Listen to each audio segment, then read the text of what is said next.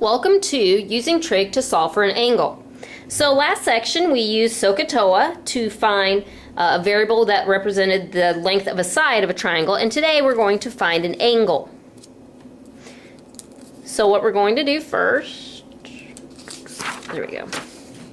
So to find an angle measure, what we need to do is locate these buttons.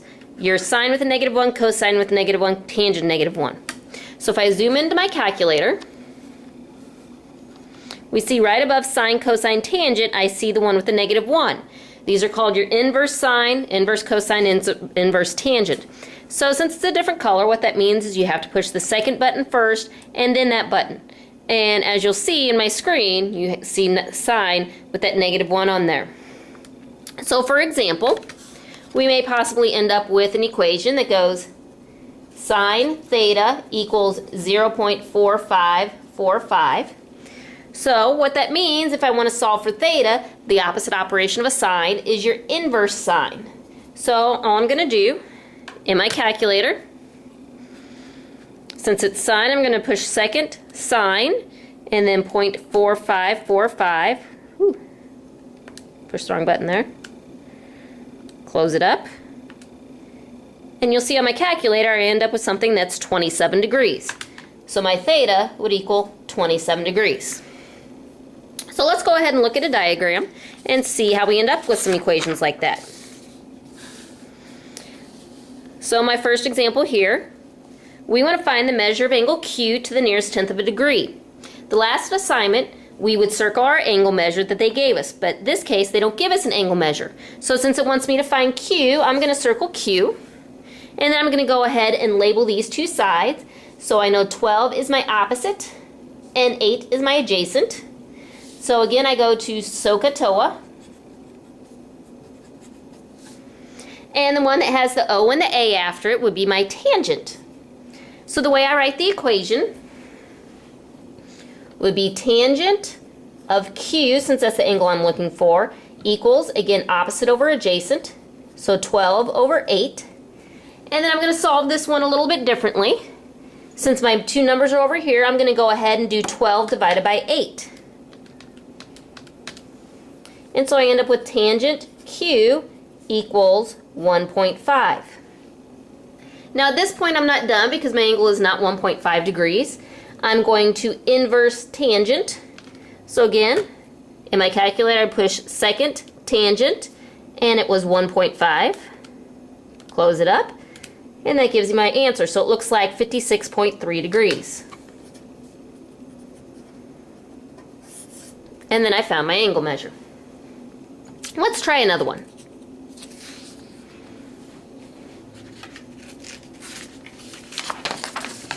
This time I want to find the measure of angle A. And it looks like my right angle is right here.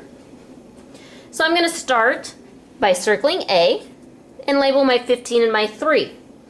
Since this is my right angle, my 15 has to be my hypotenuse, and 3 is not across the triangle from A, so that would be my adjacent. If I use SOHCAHTOA, I would, with my A and my H, that would tell me that I need to use cosine. So I would do cosine of A equals A over H, so it would be 3 over 15. If you remember from the last problem, I have to do 3 divided by 15. So it gives me cosine A equals 0.2. And then to figure out my angle, I'm always going to do inverse cosine. So I'm going to push second cosine and put in 0.2, and it gives me 78.5 degrees.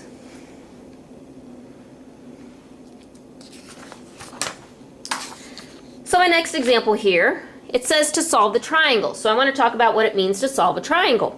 Solve a triangle means you need to find every single measure there that is not given.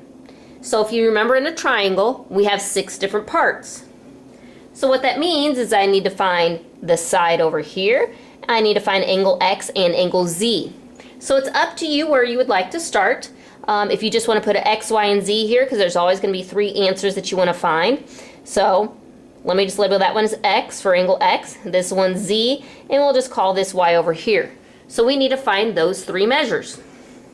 Let me just go ahead and start with angle Z, just because it's down there at the bottom. I'm going to label only the two sides that I have. So in this case, I have a 10 and a 22. So my 22 would be my hypotenuse. My 10 would be my adjacent. So again, I'm going to have to use cosine.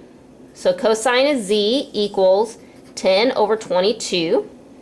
So I take 10 divided by 22. And that gives me cosine of Z equals 0.4545. So from there I have to do second cosine. Again, that's how you get rid of the cosine, of 0.4545. And that tells me that Z is roughly 63 degrees. So if I know here angle Z is 63 degrees, my next easiest thing is to find angle X. And if you know the two acute angles in a right triangle add to be 90, so to find X, all I have to do is 90 minus 63, and that gives me 27 degrees. So my angle here is 27 degrees. Now I have my third side to find. There are a couple different ways that you can find it. First, you can use SOHCAHTOA. You can use that side with your adjacent or that side with your hypotenuse, or you can use Pythagorean theorem, where I know 22 has got to be my C, so I'm going to go ahead and use Pythagorean theorem. Let me show my work over here. It'd have to be y squared plus 10 squared equals 22 squared. So y squared plus 100 equals 22 squared, which is 484. I need to subtract the 100, so y squared equals 384, and then square root that.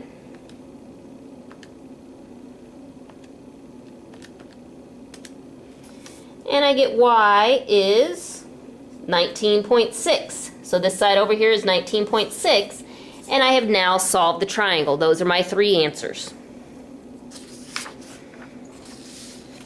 So I want you to take a look at this problem here and see if you can write an equation to solve it.